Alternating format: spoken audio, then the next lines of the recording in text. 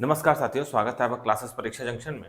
और संविधान का एक जो जो श्रृंखला चल रही है, उस श्रृंखला में दूसरा लेक्चर आज जो है संविधान के स्रोत है। पहला लेक्चर संविधान निर्माण की प्रक्रिया हो चुका है और आज दूसरे जो है हम लोग देख लेता हूँ माइक चल रहा है कि नहीं चल रहा है, क्योंकि आवाज़ क्लियर नहीं होती, वॉइस क्लियर नहीं होती है। तो आज दूसरा लेक्चर है संविधान के स्रोत। अब देखिए, बहुत सारी चीजें हैं कि संविधान के स्रोत देख रहे हैं कितना लिखा हुआ है। संसदीय शासन की पद्धति, विधिका शासन, मंत्र, कितनी चीजें लिखी हुई हैं। क्या ये याद हो जाएंगी? आपको सोचिए ना, ये याद नहीं होंगी। अगर इनमें थोड़ा सा तरीके से याद नहीं करेंगे, थोड़े तरीके से समझने का प्रयास नहीं करेंगे, तो इतनी सारी चीजें आपको याद नहीं होंगी। और डेफिनेटली होता है कि किसी एग्जाम में, हर एक एग्जाम में, चाहे वो अधीनस्थ सेवा चयन आयोग का हो, चाहे उत्तर प्रदेश लोक सेवा आयोग का हो, एक प्रश्न यहाँ से पक्का आता है, चाहे वो मिलान करने के लिए आए और चाहे वो डायरेक्टली पूछ लिया जाए कि सशक्त केंद्र के साथ संघीय व्यवस्था भारत के किस संविधान से, किस देश के संविधान से ली गई है। सबसे पहले इसके बारे में थोड़ा पढ़ लेते हैं कि एक्चुअली में होता क्या है। देखो, एक वो कहा जाता है कि हम लोग छोटे बचपन में पढ़ते थे कि साधु ऐसा चाहिए जैसा सूप सुभाए और सारी सारी को गही रहे थोथा दे उड़ाए। तो उसी के आधार पर संविधान के स्रोत जो है हमारे यहाँ बने हैं। मतलब इसका मतलब ये हुआ कि एक साधु ऐसा चाहिए जो मतलब अच्छी अच्छी चीजों को अपने अंदर ग्रहण कर ले और दूसरे बुरी बुरी चीजों को बाहर फेंक दें। ठीक है ना? ऐसे क्या हुआ, हम लोगों का संविधान भी बना। हम लोग संविधान के जो निर्माता थे, अभी हम लोग संविधान समितियां पढ़ेंगे, उसमें प्रारूप समिति पढ़ेंगे। प्रारूप समिति में एक जो बी एन राव ने संविधान का प्रारूप तैयार किया था और प्रारूप समिति बनी थी जो उस पर रिव्यू किया था। उसने पूरा प्रारूप को कि सही बना है कि नहीं बना है। उसके अध्यक्ष डॉक्टर भीमराव अम्बेडकर। उसके बारे में भी अगले लेक्चर में चर्चा करेंगे।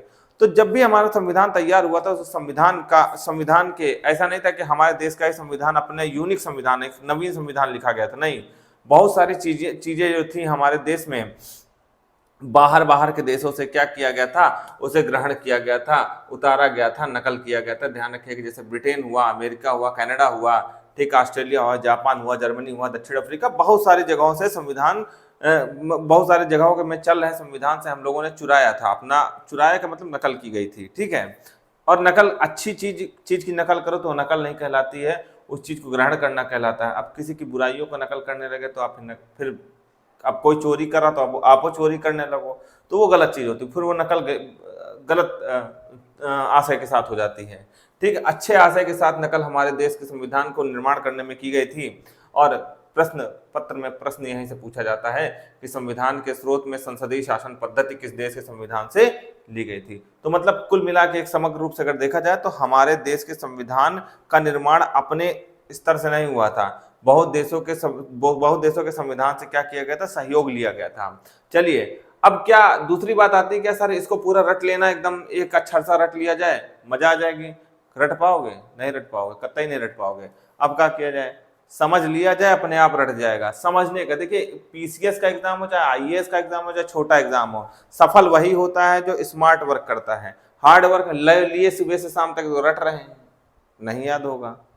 एग्जाम में जाएंगे, कनाडा की जगह ब्रिटेन लगा के आ जाएंगे, ब्रिटेन की जगह ऑस्ट्रेलिया लगा के आ जाएंगे, समझ में नहीं आएगा।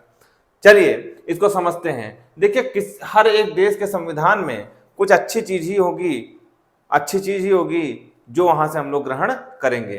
अब देखो, अगर संसद की बात करें, संसद क्या होती है, इसको आगे हम लोग पढ़ेंगे, लेकिन थोड़ा समझ लें संसद क्या होती है। संसद में लोकसभा, राज्यसभा और राष्ट्रपति, ये तीन अंग होते हैं। कौन से? लोकसभा, राज्यसभा और राष्ट्रपति, ये तीन अंग होते हैं। ये क्या करते हैं? विधि का निर्माण करते हैं। ये क्या करते हैं? विधि का निर्माण करते हैं। अब चलो थोड़ा सा अपने अंदाजे पढ़ाते हैं, समझ में आ जाएगा। जैसे संसद की कोई भी व्यवस्था हो, कहां से ली गई होगी? ब्रिटेन से ली होगी। अगर तुक्का भी मारना तो ब्रिटेन मारना, संसद शब्द दिख जाए और तो तुरंत तुक्का भी मारना तो कहां से मारना, किस देश में मारना? ब्रिटेन पे मारना। अब जैसे मान लो कि कोई जो है विधि बनाना है, कोई कानून बनाना है, तो कहाँ बनेगा? संसद में बनेगा ना, संसद में बनेगा ना। ठीक, तो जब संसद बनना है तो संसद से संबंधित होगा, और संसद संबंधित होगा तो किस देश से होगा? ब्रिटेन से लिया हुआ है। देख लीजिए, संसदीय शासन पद्धति, विधि का शासन मतलब कानून का शासन, विधि, विधि बताया ना, विधि मतलब कहाँ निर्मित होती है, विधि संसद में निर्मित होती है। ठीक, मंत्रिमंडलीय प्रणाली, मंत्रिमंडल कहाँ होते हैं, संसद में बैठे हैं। द्विसदनीय प्रणाली, द्विसदन के मतलब लोकसभा और राज्यसभा। ठीक, विधायी प्रक्रिया और संसदीय विशेषाधिकार, विधायी प्रक्रिया मतलब विधि के निर्माण की क्या प्रक्रिया होनी चाहिए। अभी हम विधि के निर्माण की प्रक्रिया बताते हैं आपको। विधि के निर्माण की प्रक्रिया ने विधायी प्रक्रिया और संसदीय विशेषाधिकार। अब इसमें दो चीजें याद रखनी है आपको, एकल नागरिकता, सब चीजें समझ में ही नहीं आ जाएंगी, एकल नागरिकता और परमाधिकार लेख। अब इस पर चर्चा करेंगे क्या होता है परमाधिकार लेख। ठीक है, तो आप संसद शब्द देखेंगे और अगर समझ में नहीं आए कि ये कहां से लिया गया है तो आप थोड़ा सा दिमाग लगाएंगे, संसद से संबंधित कोई भी शब्द आ जाएगा तो लगभग लगभग तुक्का 99.9% आपका कहा जाएगा, ब्रिटेन से जाएगा। ठीक, अब आते हैं विधि का शासन। जैसे मान लीजिए कि एक कानून बनाना है, ठीक है ना, एक कानून बनाना है, किसी को कंटाप रसीद काट दो 2 ठो, ठीक है, तो उस पर फांसी हो जाए। ठीक है, तो अगर लोकसभा वालों को लगता है आजकल बहुत ज्यादा मारपीट होने लगी है कि कोई किसी को पकड़ के थपड़िया दे रहा है, कोई किसी को मारे दे रहा है, ठीक है ना, समझिएगा, तो उस पर एक कानून बनाना जरूरी है। मगर मान लो पहले लोकसभा में लग गया, लोकसभा के लोगों को लग गया कि इस पर कानून बनाना जरूरी है, तो लोकसभा वाले क्या करेंगे, अपना कानून बनाएंगे। ठीक, क्या कानून बन गया, नहीं बना। वो अपना कानून बनाकर कहां भेजेंगे, राज्यसभा में भेजेंगे। राज्यसभा में वो पास होगा तो कहां जाएगा, राष्ट्रपति के पास जाएगा, और जब राष्ट्रपति अपनी मुहर लगा देगा तो उसी दिन से कानून बन जाएगा कि यार किसी को अगर 2 झापड़ मार दिया तुमने तो फिर फांसी की सजा आपको मिल जाएगी। प्रूफ हो गया ये चीज कि आपने 2 झापड़ मार दिया तो पक्का मान के चलना कि वो कानून में क्या हो जाएगा। अभी ऐसा कानून बना नहीं है, लेकिन एक बात बता रहे हैं, ऐसा कानून बना, बहुत सारे मतलब लगभग लगभग सभी बिल ऐसे ही बनाए जाते हैं और पास होते हैं, यही प्रक्रिया है। ठीक है ना, यही क्या है, प्रक्रिया है। तो आप देख लीजिए संसदीय शासन पद्धति मतलब शासन की क्या पद्धति, अब संसद शब्द आ गया, सीधे सीधे और ब्रिटेन चला जाएगा। विधि का शासन, विधि का मतलब क्या, संसद में क्या बन रही है, विधि बन रही है, तो विधि का शासन कहां से जाएगा, ब्रिटेन से जाएगा। मंत्रिमंडलीय प्रणाली, मंत्रिमंडल कहां होते हैं, लोकसभा राज्यसभा संबंधित होते हैं। द्विसदनीय प्रणाली, द्विसदन का मतलब लोकसभा और राज्यसभा। ठीक है, तो सीधी सी बात, 2 सदन कहां पे होंगे, संसद में होंगे।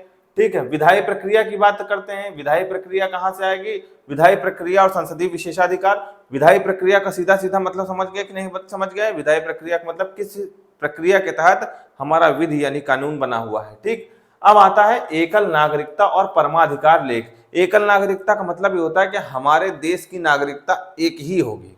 ठीक है ना, ऐसा नहीं है कि आप उत्तर प्रदेश के नागरिक कहलाएंगे और फिर भारत के नागरिक कहलाएंगे, आप केवल और केवल कहां के नागरिक हैं, भारत के नागरिक हैं। समझ गए इतनी बात। तो ये एकल नागरिकता कहां से ली गई है, ब्रिटेन से ली गई है।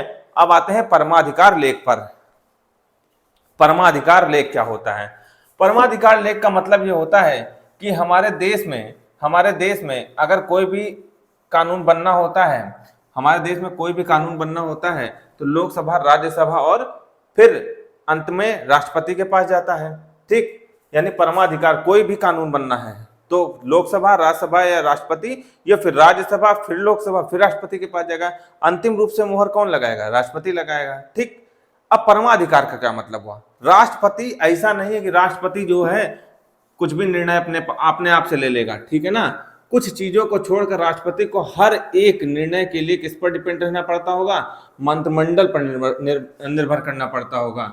मतलब ऐसे नहीं है कि राष्ट्रपति के मन में कुछ भी आ गया और वो क्या करते हैं, वो अपना निर्णय ले लेंगे। ठीक है, कुछ विशेषाधिकार छोड़ दो, अगर मान लो कि लोकसभा भंग करनी है, ठीक है ना, लोकसभा भंग करनी है, इसके बारे में भी आगे चर्चा करेंगे।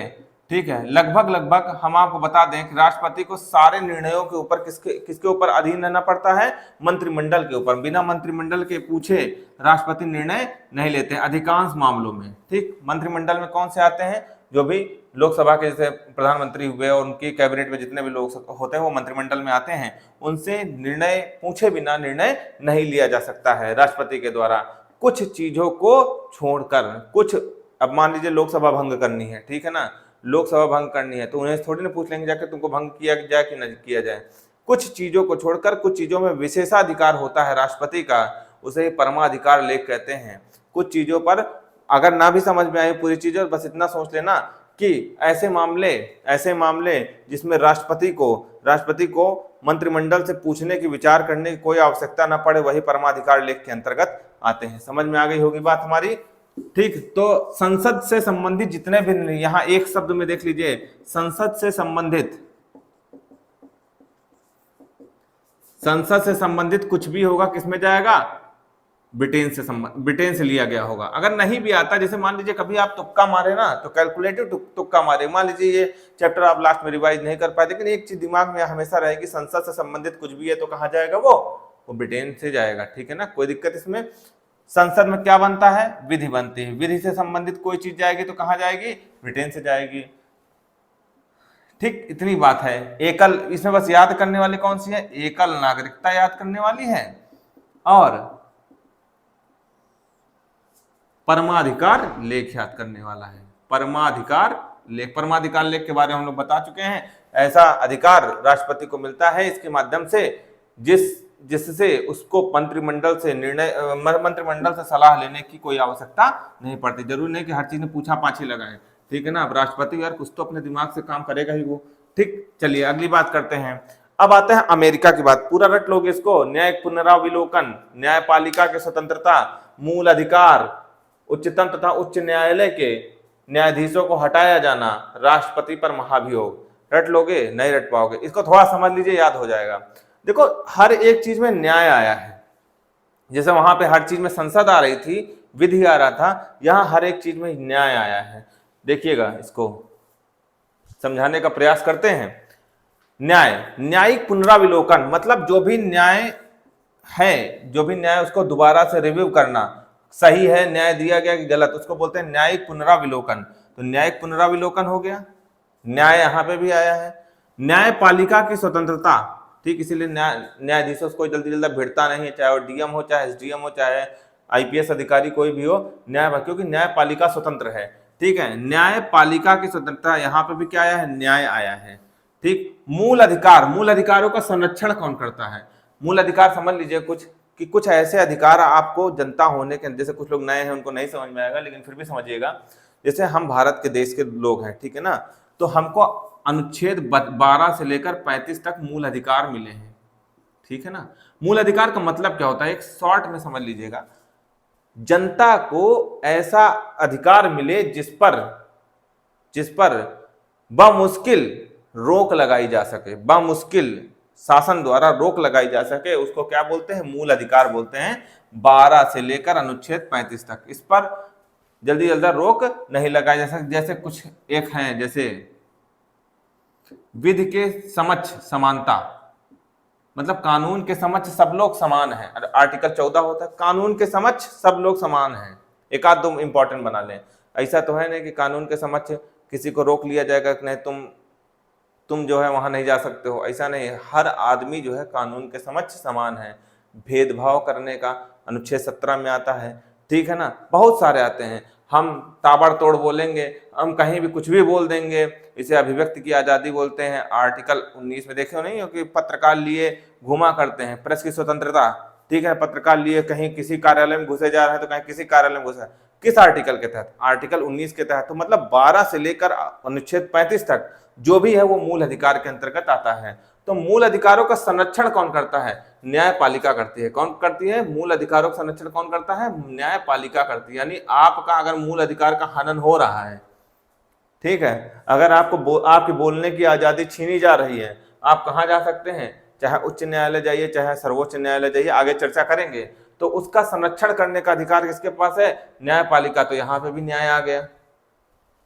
ठीक, उच्चतम तथा उच्च न्यायालय के न्यायाधीशों को हटाया जाना। अब जो न्यायाधीश है, ऐसा नहीं कि जम के बैठ जाएंगे कुर्सी में कि हम हटेंगे ही नहीं, उनको भी हटाने का एक प्रावधान है। ठीक है, उनको हटाने का एक तरीका है।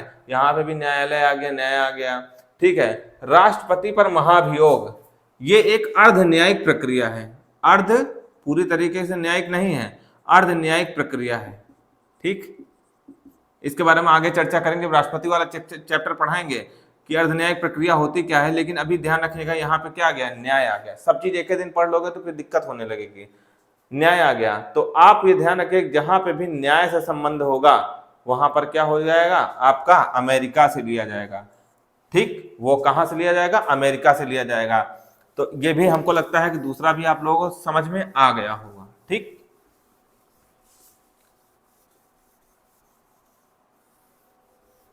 कोई दिक्कत इसमें? पहला हमने बताया था, एक शॉर्ट में हम बताते चल रहे हैं, संसद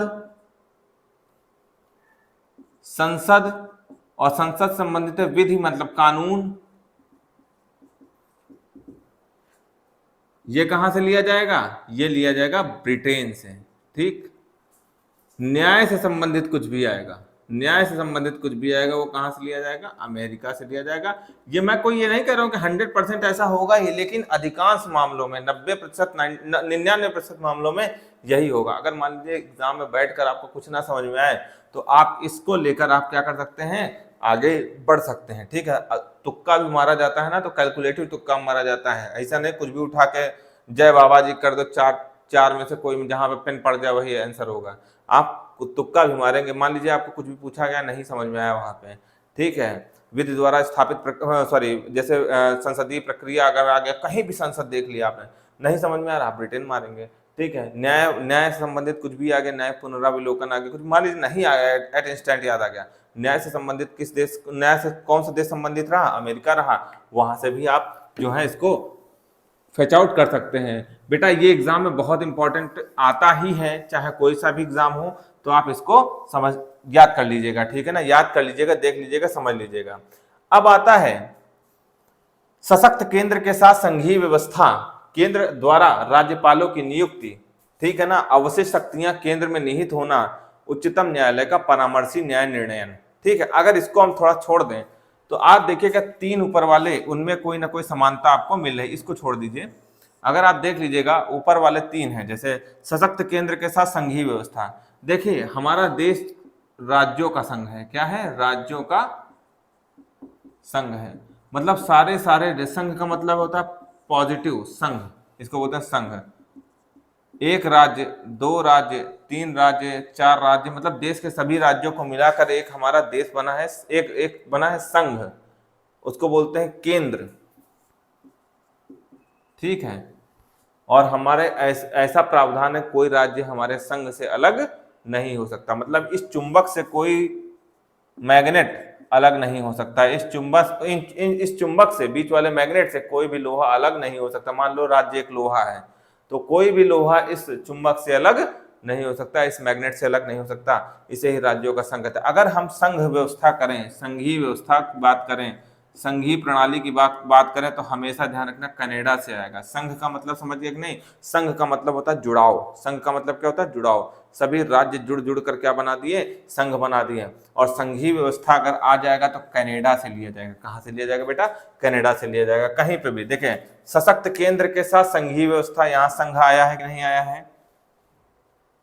कनाडा से लिया गया है। केंद्र द्वारा राज्यपालों की नियुक्ति, अब देखो राज्यपाल की नियुक्ति का अगर संबंध समझ गए ना, तो आपको समझ में आ जाएगा कनाडा से क्यों लिया गया है ये। देखो राज्यपाल जो होते हैं ना, केंद्र के आदमी होते हैं। राज्यपाल किसके आदमी होते हैं? नाम राज्य से राज्य में मत चले जाइए, ये होते केंद्र के आदमी हैं। ठीक है, केंद्र के आदमी होते हैं राज्यपाल। ठीक, राष्ट्रपति नियुक्त करके भेजता है कि अपनी निगाहें टुकुर टुकुर बनाए रखना कि राज्य में सब कुछ सही बन चल रहा है कि नहीं चल रहा है। अगर राज्य में सब कुछ सही नहीं चल रहा है तो एक काम करना, हमको बता देना, फिर वहां तुरंत आपातकाल लगा देंगे। राष्ट्रपति कहता है, मतलब अब आपातकाल का मतलब क्या होता है? आपातकाल का मतलब होता है कि अब राज्य की जो मुख्यमंत्री वाली व्यवस्था ना पूरी तरीके से खत्म हो जाएगी। अब कौन उसको गवर्न करने लगेगा? उसको गवर्न करने लगेंगे, कौन गवर्न करने लगेगा? उसको राष्ट्रपति गवर्न करने लगेंगे, उसको राष्ट्रपति संचालित करने लगेंगे। तो राज्यपाल की अगर बात करेंगे तो केंद्र का आदमी होता है। तो यहां संघीय व्यवस्था आ रही कि नहीं आ रही? केंद्र का आदमी आया कहां पे? राज्य में। यानी केंद्र राज्य का संबंध हुआ कि नहीं हुआ? बताओ, केंद्र राज्य का संबंध हुआ कि नहीं हुआ? जब केंद्र राज्य का संबंध हुआ तो यानी संघीय व्यवस्था हुई कि नहीं हुई? जब संघीय व्यवस्था हुई तो कहां से जाएगा वो? कनाडा में जाएगा। कहां जाएगा? कनाडा। बेटा तुक्का भी मारना तो कनाडा ही मारना। ठीक, राज्यपालों की नियुक्ति कहां से होती है? राज्यपालों की नियुक्ति केंद्र से होती है, और उसका प्रावधान कहां से लिया? कनाडा से लिया गया है। अब आता है अवशिष्ट शक्तियां केंद्र में निहित होना। इसका क्या मतलब होता है? जैसे कुछ शक्तियां केंद्र को दी गई हैं और कुछ शक्तियां राज्य को दी गई हैं। कुछ शक्तियां केंद्र को दी गई हैं और कुछ शक्तियां किसको दी गई हैं? राज्य को दी गई हैं। ठीक, जैसे पुलिस व्यवस्था है, वो कौन किसके अंतर्गत आती है? राज्य के अंतर्गत आती है। ठीक, डाकघर है, ये केंद्र का विषय है। बहुत सारे तो मतलब कुछ ऐसे विषय होते हैं जो केंद्र के अंतर्गत आते हैं और कुछ ऐसे विषय होते हैं जो राज्य के अंतर्गत आते हैं। ये आगे पढ़ाएंगे केंद्र राज्य संबंध में।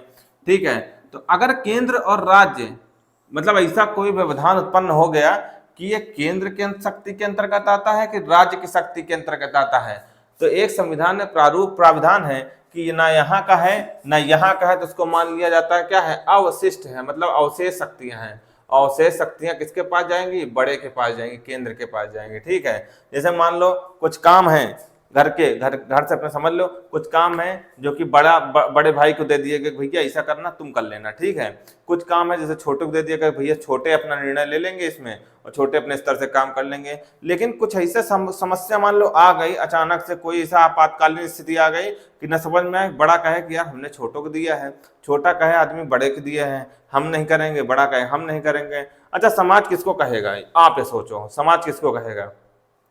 समाज हमेशा किसको कहेगा? बड़े भैया कहेगा। यार वो तो चलो छोटा है, तुम तो बड़े हो, तुम तो दिमाग लगा सकते थे, ये कहा जाता कि नहीं कहा जाता है?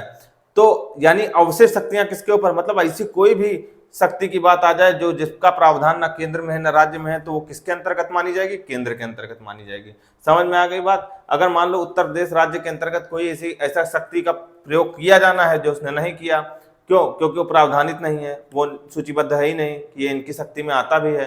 और केंद्र के अंतर्गत केंद्र में भी ऐसा कानून नहीं बनाया कि वो शक्ति का प्रयोग केंद्र के द्वारा किया जाना है, मतलब मोदी के द्वारा। मोदी योगी समझो, समझ में ज्यादा आएगा। मतलब ऐसा कोई ऐसी शक्ति जो ना पता है मोदी को यूज करनी है, ना पता है योगी को प्रयोग करनी है, पता ही नहीं है, तो ना मोदी जी यूज करेंगे उसको, ना योगी जी यूज करेंगे। लेकिन अगर मान लो वही कोई बड़ी संकट पैदा कर दिया, मान लो कोई बहुत बड़ा संकट पैदा कर दिया, तो दूसरे देश वाले किससे कहेंगे? योगी जी से कहेंगे कि मोदी जी से कहेंगे? योगी जी से नहीं कहेंगे, मोदी जी से कहेंगे। यानी उसके लिए जिम्मेदार कौन हो जाएगा? यानी जिन शक्तियों के बारे में नहीं पता है वो अवशेष शक्तियों के अंतर्गत आती हैं, और वो अवशेष शक्तियों के लिए अवशेष शक्तियों की जिम्मेदारी किसमें होती है? केंद्र में होती है। तो यहाँ पे भी संघ का संबंध आया कि नहीं आया? यहाँ भी संघीय व्यवस्था हुई कि नहीं हुई? मतलब राज्य को समझ में नहीं आया, केंद्र को समझ में नहीं आया, नहीं बन गया कौन सा विषय? अवशिष्ट विषय। और अवशिष्ट विषय किसके अंतर्गत जाएगा? केंद्र के अंतर्गत आएगा। और जब केंद्र के जब ये संघीय विषय का संघीय विषय बन गया तो कहां से जाएगा? ये कनाडा में जाएगा। समझ में आ गई बात कि नहीं आ गई? अब इसको याद रखना पड़ेगा आपको, उच्चतम न्यायालय का परामर्शी न्याय निर्णयन। ठीक है, अनुच्छेद 143 के अंतर्गत, अनुच्छेद 143 के अंतर्गत राष्ट्रपति किससे सलाह लेता है? जैसे न्यायिक कोई भी, जैसे मान लीजिए मृत्युदंड किसी को मिल गई, ठीक है, तो राष्ट्रपति एक कोई ऐसा आदमी तो होता नहीं जिसको न्याय पढ़ाया गया हो, ठीक है, जिसको कानून के नियम कानून पढ़ाए गए हों, वो तो राष्ट्रपति चुना जाता है, निर्वाचित होता है। लेकिन उसको एक अधिकार प्राप्त है कि वो मृत्युदंड दे भी सकता है और मृत्युदंड को माफ भी कर सकता है, किसी की फांसी की सजा को माफ भी कर सकता है।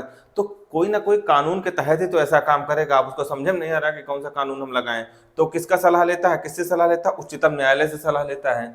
तो वो भी व्यवस्था कहाँ से ली गई है? कनाडा से ली गई। इसको आपको याद रखना है। ठीक, चलिए आगे की बात करते हैं।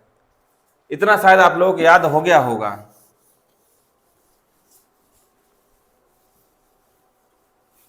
हम एक एक लाइन में लिखते जा रहे हैं, आप लोगों को दोबारा से याद होता चला जाएगा। ठीक है, जैसे पहला हमने बताया था कि अगर संसद से संबंधित आ गया कुछ भी, संसदीय व्यवस्था कुछ भी आ गए, तो आप कहां मारेंगे आंसर?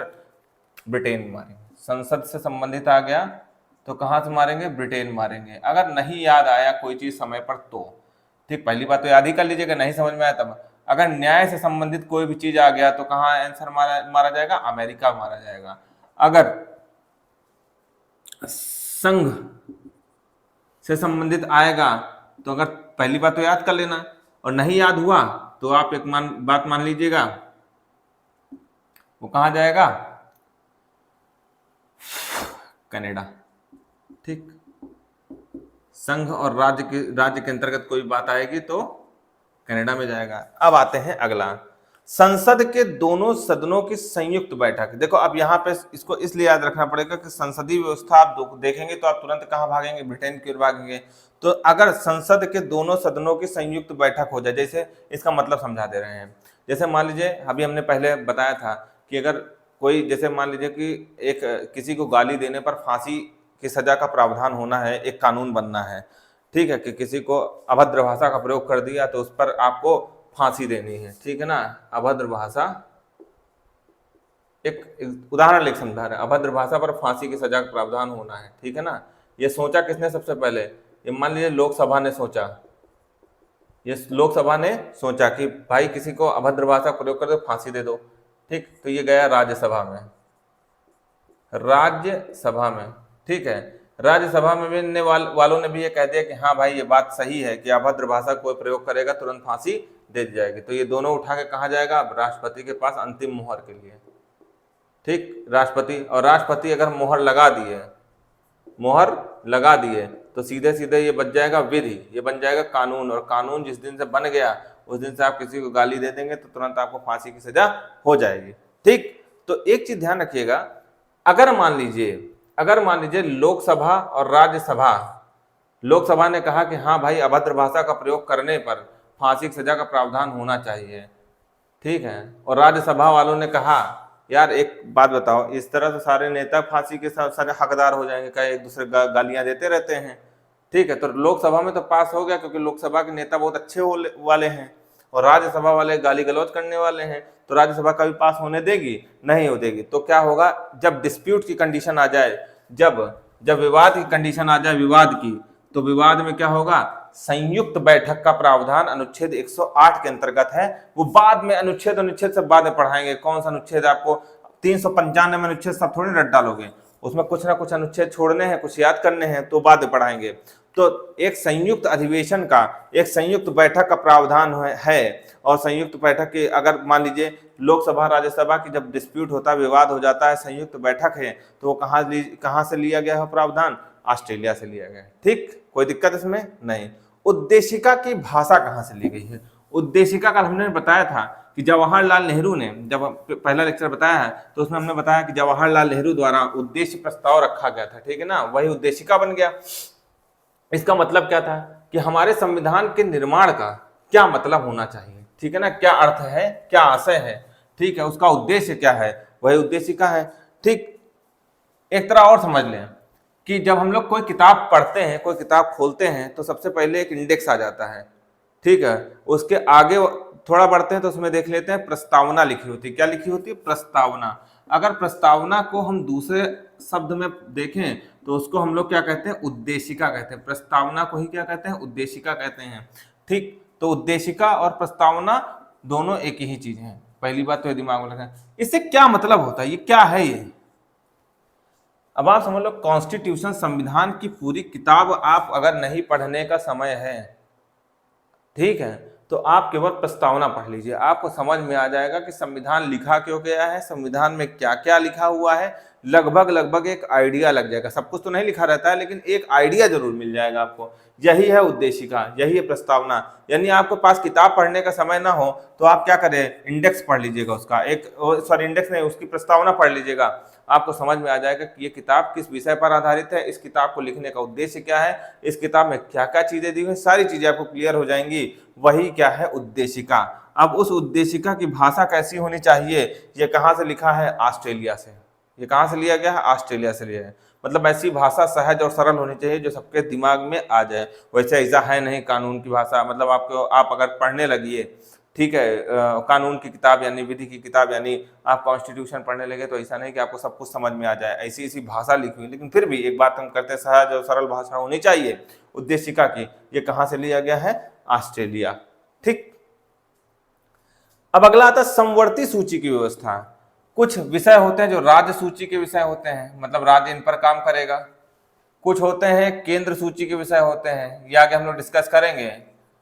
ठीक है, अब न राज्य के हैं न केंद्र के हैं, तो एक और बना दिया गया समवर्ती सूची। कौन सी बना दी गई? न राज्य सूची के विषय हो गया न केंद्र सूची का, तो इसको किसके अंतर्गत बना दिया गया? जैसे वहां अवशिष्ट था वैसे यहाँ पे कौन सा है? केंद्र सूची है। ठीक है, केंद्र सूची है, तो वो कहां से लिया गया है? ऑस्ट्रेलिया। इनमें कंफ्यूजन हो सकती है, समवर्ती सूची और अवशिष्ट शक्तियां में। अवशिष्ट शक्तियां कहां से ली? कनाडा से ली गई, तो समवर्ती सूची कहां से ली गई? ऑस्ट्रेलिया से। इसको याद करना पड़ेगा। 3 चीजें हैं, बहुत आसानी से याद हो जाएंगी। संसद के दोनों सदनों की संयुक्त बैठक। अब यहाँ संसद देख के तुरंत ना मार दीजिएगा, इसको याद करिएगा। ठीक, संसद सदनों की दोनों संयुक्त बैठक कहाँ से ली गई है? ऑस्ट्रेलिया से ली गई। उद्देशिका की भाषा ऑस्ट्रेलिया से ली गई है। और समवर्ती सूची कहाँ से ली गई है? समवर्ती सूची व्यवस्था कहाँ से ली गई है? ऑस्ट्रेलिया से। हर चीज ऐसा नहीं है कि आपका दिमाग भिड़ाने से भिड़ जाएगा, ठीक है। कुछ चीजों पर ही दिमाग लगता है, कुछ चीजों पर ही शॉर्ट ट्रिक होती है, कुछ चीजों पर ही दिमाग। अब शॉर्ट ट्रिक ऐसा नहीं कि कुछ लोग ऐसा पढ़ा रहे हैं, गाना गा के पढ़ा रहे हैं, ठीक है, सारे गामा पा, और फिर उसमें संविधान भी घुसेड़ दिया, उसमें इतिहास भी घुसेड़ दिए। आप वहां पे इतिहास एग्जामिनेशन हॉल में बैठे, एक लोग लिखते हैं, बुक लिखते हैं, उनकी बुक्स आती हैं भाई, उधर साइड के हैं, कहीं मथुरा साइड के हैं, मथुरा आगरा साइड के हैं, वो बुक लिखते हैं शॉर्ट ट्रिक्स पे। शॉर्ट ट्रिक्स के लिए आप पहली बात तो देखिए, बुरा मानने वाली कोई आवश्यकता नहीं है। आप प्रीलिम्स एग्जाम तो भले आराम से हो जाए, हो सकता हो ही जाए, वैसे हमको नहीं लगता हो पाएगा, ठीक है, प्रीलिम्स आप, लेकिन मेंस में क्या करेंगे? आपको गा के नाच के क्या वो चीज जो है आप क्लियर कर पाएंगे? नहीं कर पाएंगे। तो ऊट पटांग तरीकों से बचिए, ठीक, ये पढ़ाई है, मजाक नहीं है, ठीक, पढ़ाई है, मजाक नहीं है। आपको 2 4 10 फैक्ट तो याद हो जाएंगे, लेकिन आपको पूरी चीज आपको पढ़ने से याद होगी, ना कि आपको जो है शॉर्ट ट्रिक्स से आपको याद होगी, ठीक है। इतिहास की भी उनकी शॉर्ट ट्रिक्स किताब आ रही, भूगोल की भी शॉर्ट ट्रिक। अब उस शॉर्ट ट्रिक को याद करने के लिए आप दूसरी शॉर्ट ट्रिक याद करिए, ये कौन सी शॉर्ट ट्रिक हुई? ठीक, तो आप इतना समझ में आ गया। अगर संसदीय व्यवस्था दिखे आपको, संसदीय व्यवस्था दिखे तो आप ब्रिटेन मारेंगे, आप ब्रिटेन देखेंगे। संसदीय व्यवस्था दिखे तो आप ब्रिटेन देखेंगे, लेकिन अपवाद कौन सा है? अपवाद है आपका संयुक्त अधिवेशन, संयुक्त अधिवेशन या संयुक्त बैठक। संयुक्त बैठक आ जाएगा तो कहां से जाएगा? ऑस्ट्रेलिया से जाएगा, ठीक है। न्याय से संबंधित आएगा तो अमेरिका जाएगा। संघ से संबंधित जाएगा तो कहां जाएगा? आपका कनाडा जाएगा, ठीक। बाकी ये सब याद आप लोग कर ही लेंगे। संसद के दोनों सदनों की संयुक्त बैठक, उद्देशिका की भाषा, यहाँ ये ध्यान रखेगा, भाषा, उद्देशिका की भाषा ऑस्ट्रेलिया से लिया गया। अभी आगे बताएंगे कि क्यों ऐसा हम कह रहे हैं, कि इसको ध्यान रखिएगा। उद्देशिका की भाषा और समवर्ती व्यवस्था कहाँ से? ऑस्ट्रेलिया से ली गई है। अगली बात करें आगे, विधि द्वारा स्थापित प्रक्रिया जापान से ली गई है। विधि द्वारा स्थापित प्रक्रिया कहां से ली गई है? जापान से ली गई है, ठीक। इसके बारे में समझ लें, विधि द्वारा स्थापित प्रक्रिया होती क्या है। देखिए, अगर आप टर्म्स को समझ गए, अगर चीजों को आप समझ गए ना, तो आप ये ध्यान रखिएगा कि आपके दिमाग में मानसिक पटल पर वो चीज बैठ जाएगी। अब आप सीधा सीधा पढ़ाई को रटने का विषय समझ लेंगे तो जिंदगी कभी याद नहीं होगा, ठीक। विधि द्वारा स्थापित प्रक्रिया की बात हम लोग करते हैं, जापान से लिया गया है। ये क्या है विधि द्वारा स्थापित प्रक्रिया? देखिए, जैसे मान लीजिए कि हमारे अनुच्छेद 21 में एक चीज, अभी देखिए अनुच्छेद नहीं पढ़ा है, लेकिन फिर भी थोड़ी बहुत चीजें तो आप लोग ध्यान रखिए। अनुच्छेद 21 में हम लोगों का दिया हुआ है प्राण एवं दैहिक स्वतंत्रता, प्राण एवं दैहिक स्वतंत्रता, ठीक। इसको समझिएगा थोड़ा सा। हमने बताया कि आर्टिकल नंबर, अनुच्छेद नंबर 12 से लेकर अनुच्छेद 35 तक शासन इस पर नियंत्रण स्थापित नहीं कर सकती। शासन इस पर नियंत्रण स्थापित नहीं, मतलब ये जो आपको इनमें जो वर्णित चीजें हैं, इसमें जो लिखी हुई चीजें हैं, उन पर शासन जो है जल्दी रोक लगा नहीं सकती है, ठीक। इतनी बात समझ में आ गई होगी। लेकिन और इसी 12 से 35 के बीच में अनुच्छेद 21 भी आता है, अनुच्छेद 21 भी आता है, ठीक। तो क्या अनुच्छेद 21 में अगर प्राण एवं दैहिक स्वतंत्रता, मतलब आपको अपने प्राण और प्राण बचाने की स्वतंत्रता कर दी गई है, आपको अपना जीवन बचाने की स्वतंत्रता दी गई है, तो फिर फांसी का प्रावधान कहां से आया? फांसी का प्रावधान कहां से आया, ये बताइए। अगर आपको ये चीज मिली हुई तो फांसी पर रोक, मतलब ऐसा तो है नहीं कि आप कहीं भी चले जाएंगे, न्यायालय में चले जाएंगे तो आपको फांसी से रोक मिल जाएगी, पक्का मिल ही जाएगी, ऐसा तो है नहीं। तो कुछ ऐसी व्यवस्थाएं बनी हैं कि अगर कानून के पूरे प्रावधान, कानून लिखने के पूरे प्रावधान को अपनाया जाता है और कोई विशेष कानून बना दिया जाए, विशेष कानून बना दिया जाए, तो वो क्या कहलाती है? विधि द्वारा स्थापित प्रक्रिया। मतलब विधि का प्रयोग करके हमने एक नया कानून स्थापित किया है, हमने विधि का प्रयोग करके एक नया कानून स्थापित किया है। वो कहां से लिया गया? जापान से लिया गया। अगर समझ में ना आए, एक चीज ध्यान रखिएगा कि हमें कोई ऐसा ऊटपटांग कानून बनाने की आवश्यकता पड़ जाए मान लीजिए बीच में, तो हम लोग किसका प्रयोग करेंगे? विधि द्वारा स्थापित प्रक्रिया का प्रयोग करेंगे। जैसे अभी हमने बताया ना कि मान लीजिए कि गाली देने पर एक कोई नया कानून बनना है कि गाली किसी ने दे दिया किसी को, उस पर फांसी का प्रावधान करना है, तो हम लोग किसका प्रयोग करेंगे? विधि द्वारा स्थापित प्रक्रिया का प्रयोग करेंगे। कौन सी प्रक्रिया? अभी जैसे आपके अभी एक छोटा सा एक और एग्जांपल ले लीजिए, जैसे मान लीजिए कोरोना के समय आपका घर से निकलना, कोरोना काल में जो भी निकल रहा था वो उछलते कूदते घर आ रहा था, देखे होंगे ना कुछ, मतलब पुलिस वाले क्या करते थे, जो लाठी मारते थे तो आदमी उछलता कूदता घर आता था, ठीक है। यानी आपके घूमने की आजादी क्या हो गई थी? ऐसा नहीं था देश में आपातकाल लग गया था, घूमने की आजादी क्या हो गई थी? बाधित हो गई थी कि नहीं? कहीं हम तो संविधान कहता हम चाहे जहां घूमे घूम के दिखा देते तो समझ में आ जाता, ठीक है। तो एक वो विधि द्वारा स्थापित प्रक्रिया थी, कानून के द्वारा स्थापित प्रक्रिया थी कि आपके अगर जीवन की रक्षा करनी है तो आपके घूमने की आजादी को क्या किया जाएगा? बाधित किया जाएगा। तो वो एक प्रक्रिया बनाकर भाई संविधान में कुछ चीजें ऐसे संविधान के हिसाब से एक हम लोगों ने मतलब ये जो संसद हमारी बहुत सारे कानून बना दिए हैं उसने, ठीक है, संसद ने बहुत सारे कानून बना दिए हैं, लेकिन अगर किसी संशोधन की आवश्यकता पड़ती है तो उसको उसमें क्या किया जाता है? विधि द्वारा स्थापित प्रक्रिया का प्रयोग किया जाता है, ठीक है। इसको बहुत ज्यादा समझने की जरूरत नहीं, बस इतना याद रखिएगा, विधि द्वारा स्थापित प्रक्रिया कहाँ पे आती है, किसमें आती है? जापान से ली गई है, ठीक। चलिए अगली बात करते हैं, संविधान संशोधन की प्रक्रिया कहाँ से ली गई है? अब मान लीजिए, ठीक है, संविधान जैसे मान लीजिए ये अपने देश का बहुत बड़ा सौभाग्य है कि संविधान संशोधन का एक प्रावधान यहाँ पे उल्लिखित है, लेकिन ये बहुत दुर्भाग्य की बात है कि ये उल्लिखित है, मतलब सौभाग्य और दुर्भाग्य दोनों की बात है।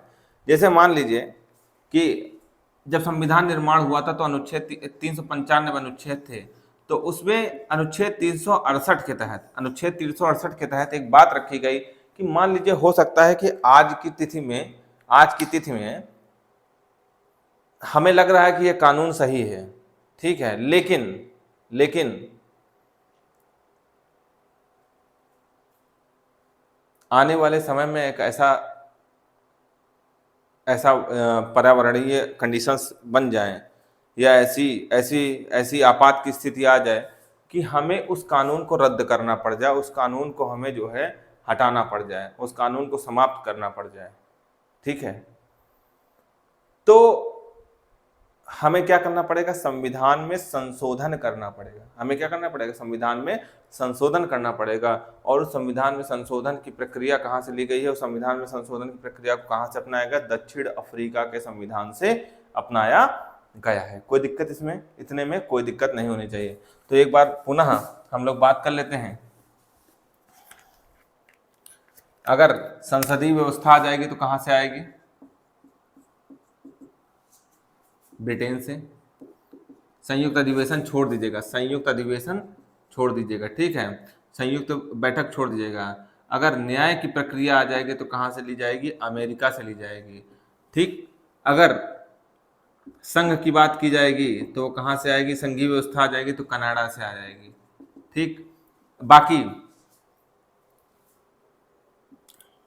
उद्देशिका की भाषा की बात अगर करेंगे, उद्देशिका की भाषा की बात करेंगे तो ऑस्ट्रेलिया से ली जाएगी, ठीक है। समवर्ती सूची आएगा तो ऑस्ट्रेलिया से आएगा, ठीक है। अभी हम लोगों ने पढ़ा, ठीक। अब आता है संविधान संशोधन। संविधान संशोधन दक्षिण अफ्रीका से। विधि द्वारा स्थापित प्रक्रिया की बात करेंगे तो कहाँ से आएगा? विधि द्वारा स्थापित प्रक्रिया जापान से आएगा।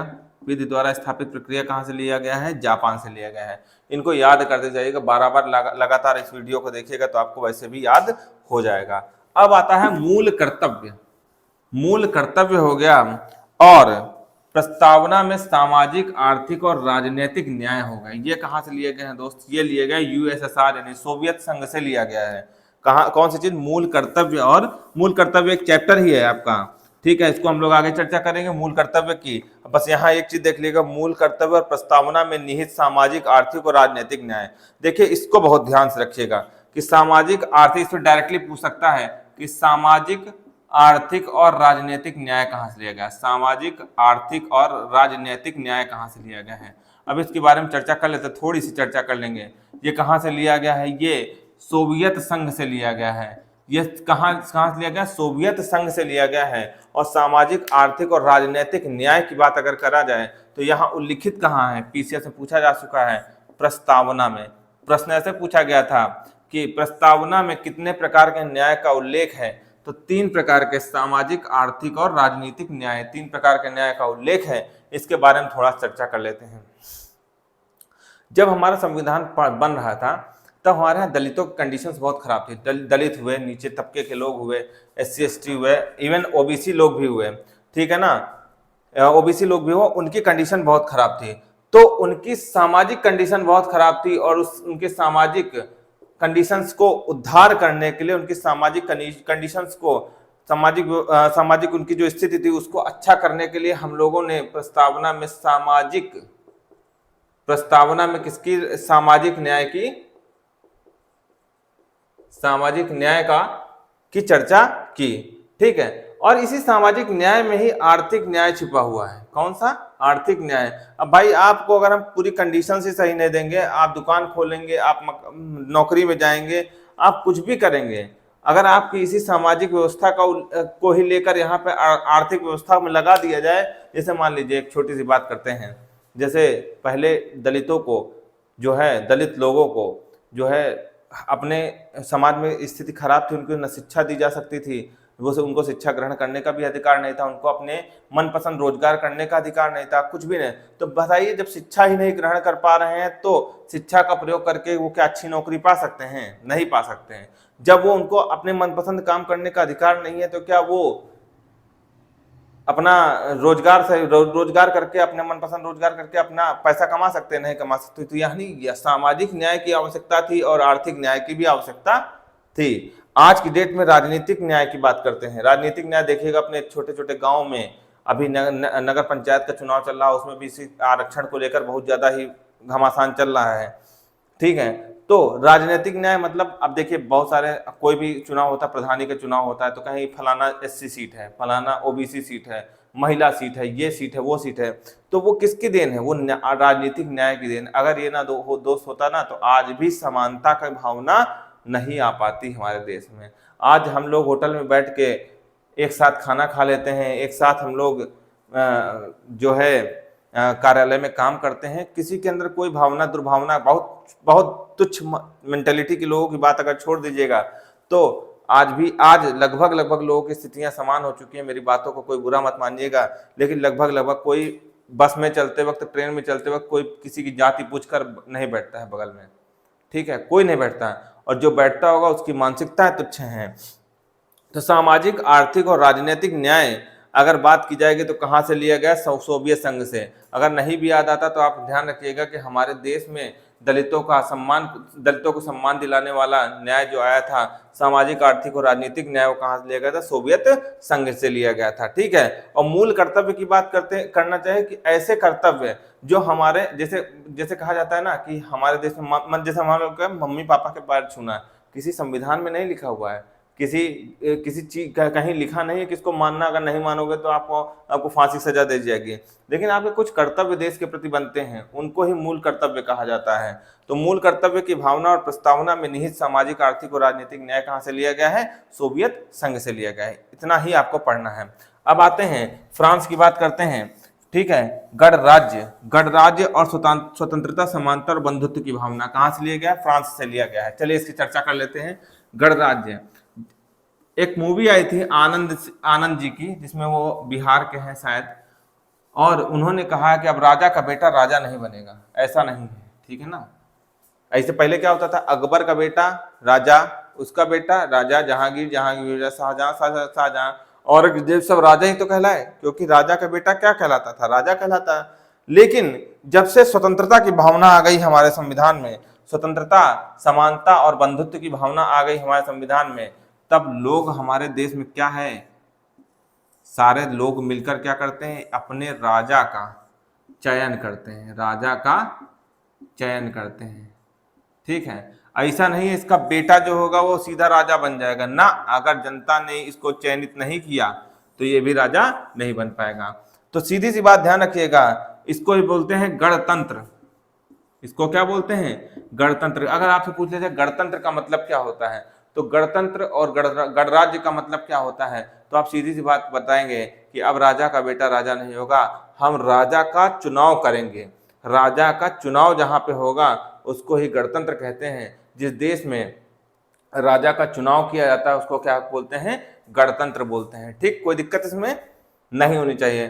तो आपके गणराज्य की भावना और स्वतंत्रता, समानता और बंधुत्व की भावना कहाँ से ली गई है? फ्रांस से ली गई है। स्वतंत्रता, समानता और बंधुत्व आपसे पूछा जाएगा। स्वतंत्रता, समानता, इसको समता बोलते हैं। स्वतंत्रता, समता और बंधुत्व की भावना संविधान में कहाँ पर है? वो प्रस्तावना में है। ठीक है ना, प्रस्तावना में है। और इन्हीं का प्रयोग करके क्या है? गणतंत्र की भावना अपने देश में व्याप्त है।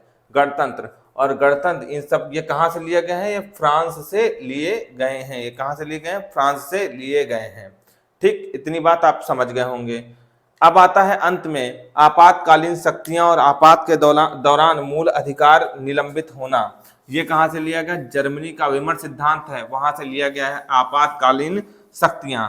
अब देखो, आपातकालीन शक्तियों की अगर युद्ध हो जाए मान लीजिए, ठीक है, युद्ध हो जाए मान लीजिए, और जम्मू वाले कहें यार हम तो जहां हमारा मन होगा वहां जाएंगे, तो मार दिए जाओगे। और मार दिए जाओगे तो किसके ऊपर आएगा? किसके ऊपर आएगा? देश के ऊपर आएगा। ठीक, तो जैसे ही युद्ध, बाह्य आक्रमण की भावना अगर बात आ जाती है, तो उस समय राष्ट्रपति क्या लगा देते हैं? उस समय राष्ट्रपति क्या लगाते हैं? आपातकाल लगा देते हैं। आपातकाल में आपके अनुच्छेद 19 के अंतर्गत, आपातकाल जैसे लगता है आपके अनुच्छेद 19 में 6 स्वतंत्रताएं तुरंत, 6 मूल अधिकार जो है ना, 6 मूल अधिकार तुरंत निलंबित हो जाते हैं, अपने आप ही निलंबित हो जाते हैं। इनको निलंबित करने की कोई आवश्यकता नहीं होती है। मतलब बोलने की स्वतंत्रता आपकी निलंबित हो जाएगी, ऐसा नहीं कुछ भी बकबकाते चले जाएंगे। आप कहीं पर सम्मेलन नहीं कर सकते हैं, आप सम्मेलन नहीं कर सकते हैं, आप संघ नहीं बना सकते, आप कहीं पर बस नहीं सकते कि मान लीजिए जम्मू में युद्ध चल रहा है, हम उठा के अपना बोरिया बिस्तर उठाए जम्मू में जाके रहने लगे। आप चीन से लड़ाई हो गई और हम कहेंगे नहीं हम तो वहीं गलवान घाटी में रहेंगे जाके, चाहे देखे कौन क्या कर लेता है। आपातकालीन स्थितियों में आपके जो आपको दी गई मूल अधिकार हैं, वो 6 मूल अधिकार तो अपने आप निलंबित हो जाते हैं, बाकी को प्रावधान के तहत, संविधान में उल्लिखित प्रावधानों के तहत निलंबित किया जाता है। ठीक है ना, तो इतनी सी बात है, इसमें बहुत ज्यादा याद करने वाली चीज नहीं। आप लोग देखिए, जो हमने बातें बताई हैं वो आपको याद करवाने के लिए बताई हैं। आप एक बार इस वीडियो को लगातार देखिएगा और जो चीजें लिखी हुई हैं उनको आप दिमाग में भरने का प्रयास करिएगा, रखने का प्रयास करिएगा, आपको याद हो जाएंगे। ठीक, तो चलते चलते एक बार पुनः आपको याद करवाना चाहते हैं, अगर संसदीय व्यवस्था आ जाएगी तो वो कहाँ से ली जाएगी? वो ब्रिटेन से ली जाएगी, बस संयुक्त बैठक को छोड़कर। ठीक है, न्याय की व्यवस्था आ जाएगी तो अमेरिका से ली जाएगी। ठीक, अगर हम लोग संघ की बात करेंगे तो कहाँ से? कनाडा से लिया जाएगा। अगर हम लोग बस समवर्ती सूची की भाषा की बात करते हैं, उद्देशिका की बात करते हैं, समवर्ती सूची, उद्देशिका की भाषा की बात करते हैं, यानी प्रस्तावना की भाषा की बात करते हैं, समवर्ती सूची की बात करते हैं, और संयुक्त अधिवेशन की बात करते हैं, वो ऑस्ट्रेलिया से लिया जाएगा, और विधि द्वारा स्थापित प्रक्रिया जापान से ली जाएगी। ठीक, और प्रस्तावना में स्वतंत्रता, समानता, बंधुत्व की भावना और गणराज्य की भावना फ्रांस से ली जाएगी। इस प्रकार से आप लोग सारी चीजें याद कर सकते हैं। आपातकालीन शक्तियां और आपात के दौरान मूल अधिकार कहाँ से लिया जाएगा? जर्मनी से लिया जाएगा। तो देखिए, ये क्लास को एक क्लास की तरह पढ़िएगा, ये मत सोचिएगा कि हम कोई एकदम बहुत लिमिटेड वीडियो देखेंगे। इस क्लास को एकदम क्लास जैसे ऑफलाइन क्लासेस होती हैं उसकी तरह पढ़ेंगे, आपको बहुत ज्यादा चीजें समझ में आएंगी। ठीक है, आज के लिए इतना ही, और फिर नेक्स्ट वीडियो में मिलते हैं। धन्यवाद।